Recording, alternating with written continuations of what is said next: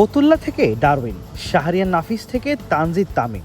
সময়ের ব্যবধান ২০ বছর। এই ২০ বছরে কত কি না বদলেছে বাংলাদেশ দলের খেলার ধরন, চিন্তা ভাবনা, সঙ্গে বদলেছে ম্যাচের ফলাফলও। যে শাহরিয়ার নাফিস প্রথম বাংলাদেশি হিসেবে অস্ট্রেলিয়ার বিপক্ষে সেঞ্চুরি হাঁকিয়েছিলেন, জয়ের আশা জাগিয়ে ম্যাচ হেরে গিয়েছিলেন, সময়ের পরিক্রমায় সেই নাফিসেরই শিষ্য অস্ট্রেলিয়ার মাটিতে অসাধ্য সাধন করে বসেছেন। অস্ট্রেলিয়ার মাটিতে সেঞ্চুরি হাঁকানোর সঙ্গে অস্ট্রেলিয়ায় টেস্ট জয়ের স্বাদ পেয়েছেন তানজিদ তামিম। অথচ এই ২০ বছরে কত না চড়াই উতরাইয়ের ভেতর দিয়ে যেতে হয়েছে বাংলাদেশ দলকে, কত ম্যাচে জয়ের কাছে গিয়ে হেরে গিয়েছে দল। কিন্তু এই হারতেই তো শেখা হয়। বাংলাদেশও শিখেছে, আর তা থেকে দেশের ক্রিকেটের সর্বোচ্চ সাফল্যটাই চলে এলো অস্ট্রেলিয়ার ডারউইনে। বাংলাদেশের জার্সিতে ক্যারিয়ারে দ্বিতীয় টেস্ট খেলতে নেমেই ইতিহাস গড়েছেন তানজিদ তামিম। অনবদ্য ব্যাটিংয়ে অস্ট্রেলিয়ার বিপক্ষে অসাধারণ সেঞ্চুরি তুলে নেন বাঁহাতি এই ওপেনার। তবে ৩ অঙ্ক ছোঁয়ার পর আর বেশি সময় ক্রিজে টিকতে পারেননি। বড় শট খেলার চেষ্টায় লং অফে ক্যাচ দিয়ে ফেরেন সাজঘরে।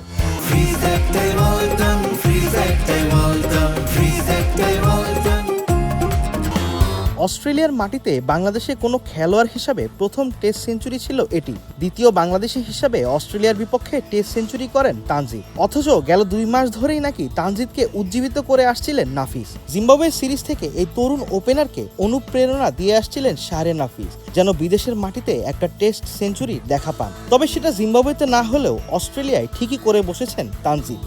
আসলে টিমটা অনেক ব্যস্ত ছিল। সিরিজের আগে ওর সাথে আমার একদিন দেখা হয়েছিল, তেমন খুব বেশি ফিজিক্যালি জিনিসটা হয় নাই, কাজ হয় নাই। বাট বিইং অ্যান ওপেনার, আমি ওকে সবসময় এনকারেজ করেছি যে একজন ওপেনার হিসাবে যদি টিমকে ভালো স্টার্ট দিতে পারে তাহলে এটা টিমের জন্য অবশ্যই একটা প্লাস পয়েন্ট হয়ে দাঁড়ায়। তানজিদকে গত ২ মাস ধরে একটা কথাই বলছিলাম যে I want to see you score 100। ওয়েদার জিম্বাবুয়ে থেকেই বলা শুরু করেছিলাম যে যাও, মানে একটা overseas 100 will be very significant for your career. তো পার্সোনালি আমার ওর কাছে যেটা মানে চাওয়া ছিল যে I want to see you score 100। ২০০৬ সালে অজিদের বিপক্ষে শতক হাঁকিয়েছিলেন নাফিস। ফতুল্লায় খেলেছিলেন ১৩৮ রানের দুর্দান্ত ইনিংস। তবে নাফিস শেষ পর্যন্ত জিততে না পারলেও তানজিদ ঠিকই পেরেছেন। আর কয়েক মাস আগেই তো নাফিসের সঙ্গে নিজের ব্যাটিং নিয়ে টুকিটাকি কাজ করেছিলেন তানজিদ, যার সুফল তিনি পেয়েছেন। এবছর পাকিস্তান সিরিজের আগে নাফিসের সঙ্গে আলাদা করে কাজ করেছিলেন। এরপর হাঁকিয়েছেন প্রথম ওয়ানডে শতক। নিউজিল্যান্ডের বিপক্ষে করেছেন ৭৪, সেঞ্চুরি আছে অস্ট্রেলিয়ার সঙ্গে। জিম্বাবুয়েতে গিয়ে আউট হয়েছেন ৯৪ রানে।